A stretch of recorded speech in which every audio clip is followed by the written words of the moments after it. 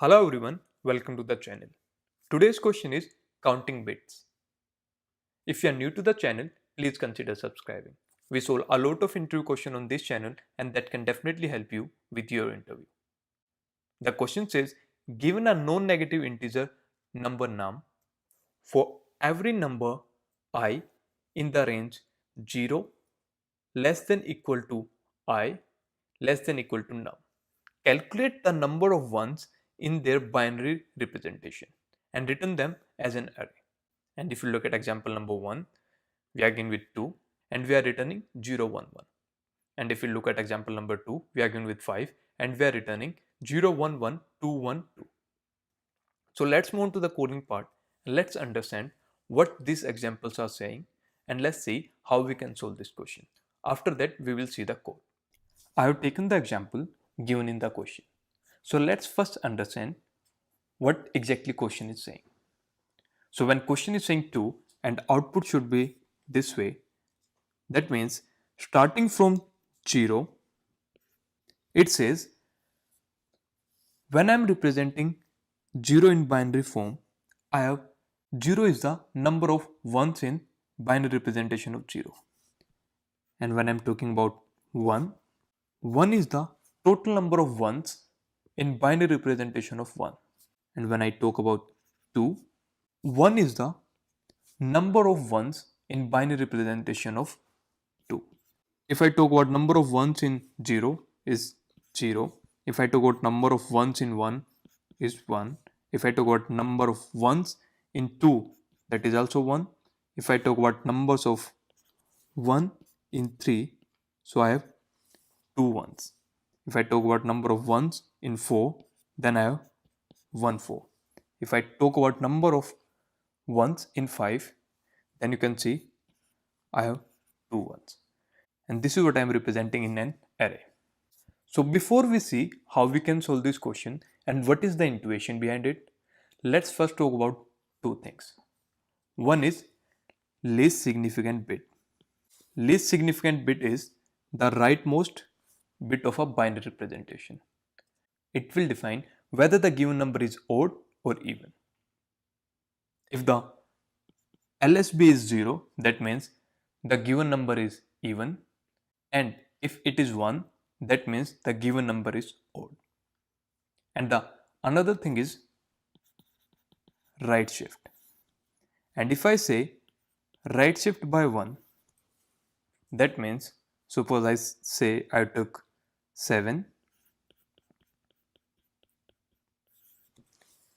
If I make a right shift by 1, that means it will become 0 0 1 1.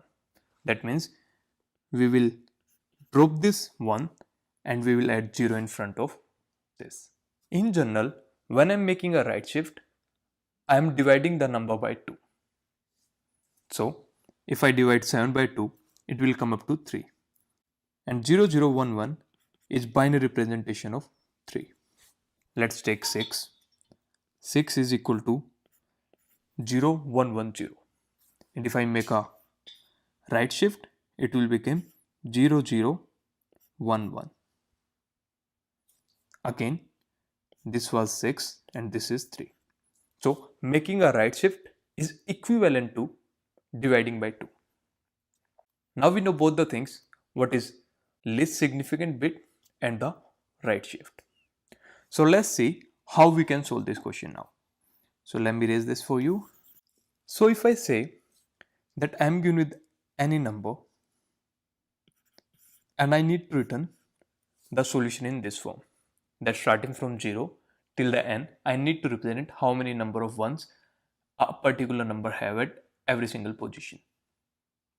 So one way is I will take a for loop in n. I will come to 0.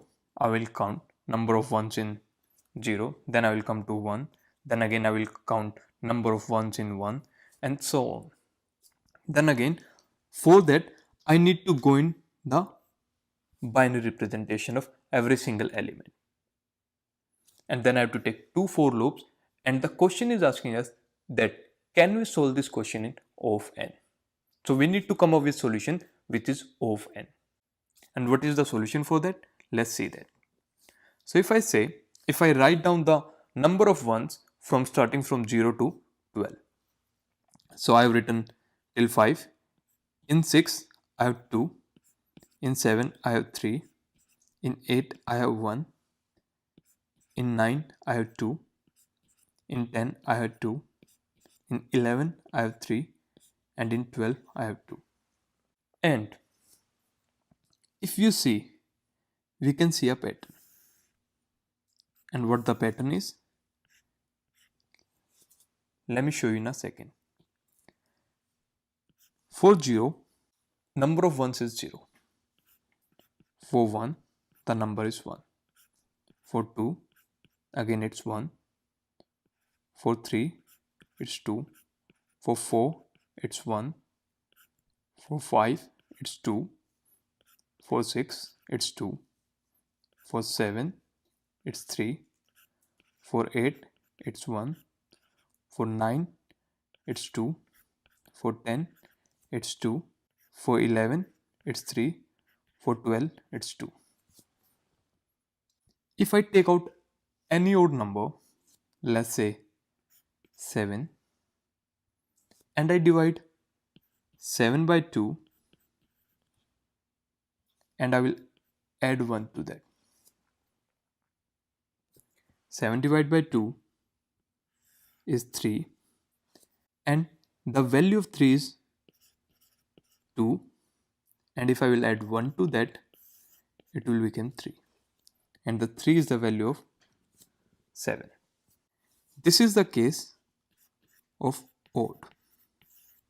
In case of even, I just simply need to divide by 2. So if I take 6, I will divide it by 2, and after dividing I will get 3.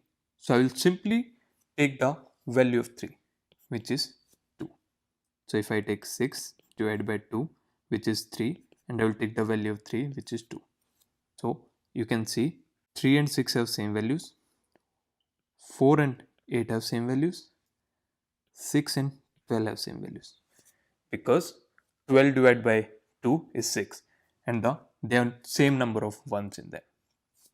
And if I talk about odd, you take 11. 11 divided by 2 is 5. The value of 5 is 2. 2 plus 1 is 3. So we can see this pattern over here, that if I have odd, then I need to divide it by 2 and need to add 1 to its number of ones. So that will gonna be my number of ones. And if it is even, then I simply need to divide it by 2. Then the number of ones in 8 and the number of ones in 8 divided by 2, that is 4, will going to be same. Alright, so let's see how we can represent this pattern in our code. So we are saying two things, that one is we need to divide it by 2. And I told you, whenever we make a right shift by 1, that is equivalent to divide by 2. And the second is we need to add either 0 or either 1. You can say in case of even, we are adding 0, and in case of odd, we are adding 1. So one is we need to divide, and one is we need to figure out whether we are going to add 0 or whether we are going to add 1. But again, the question is how I can tell whether the given number is odd or even when I don't know what the number is. So if I say that take any number, let's take 11, and the binary representation of 11 is 1011. If I take a AND of 11 with 1, it will be equal to 1 0 0 0. If taking AND with 1 and its end up equal to 1, that means the number is odd. Or you can say I will add this number to my and divide by 2. Let me say it again. Rather than get confused between even and odd, I can simply say that I will going to add AND with 1 of given number. That if I am going with 8, I will going to do 8 divided by 2 and I will going to add 8 and 1. This is AND operation. If I am given with 9, I am going to divide 9 by 2 and I am going to add 9 and 1. So let's see 8 and 9 example above. So 8 is represented by 1 0 0 0. I will going to divide 8 by 2, so which is 4. The number of ones of 4 is 1. Then I will going to add 1 0 0 and with 1. And if I take a AND of 1 0 0 with 1, it will come up to 0. Because in AND, to get 1, I need to have 1 and 1. So it will 0. So 1 plus 0 is 1. And you can see the number of ones in 8 is 1. And let's see the example for 9. So 9 divided by 2 is again 4. And so I will take 1 and I will add 1 0 0 1 and with 1. And if I'll do a AND, it will turn up to 1 0 0 0, which is equal to 1. So I will add 1 plus 1, that is equal to 2.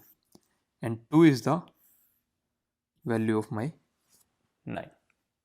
So in this way, whenever I am given with a number, I will start with 0 and every time I will go back to divide by 2, and once I am done with divide by 2, I will add number and with 1. And whatsoever will be the return, either it will gonna be 0 or either it will gonna be 1. If the number is odd and whenever I will take a AND with 1, I will going to get 1. If the number is even, whenever I am going to take AND with 1, I am going to get 0. So this is the way I can solve this question. So let's move on to the coding part and let's see what is the code for this problem. So let's see the code. At line number 3, I made an array called result and I've initiated it with 0 at index 0. Then I'm taking a for loop and I'm simply appending result I right shift 1. When I'm saying I right shift 1, that means the value at I divide by 2. And I'm adding either 0 or 1. And I'm adding integer of I and with 1. And this will tell us whether I need to add 0 or I need to add 1. I and with 1 return 0 in case of even and it will return 1 in case of odd. And at the end, I'm simply returning result. So this was the code. Let's see whether it works or not. So here I submitted my code and it got accepted. So this was the solution for this video. You can find the code in the description below. If this video was helpful to you, please give it a thumbs up. Thank you so much guys for watching the video. Please don't forget to subscribe.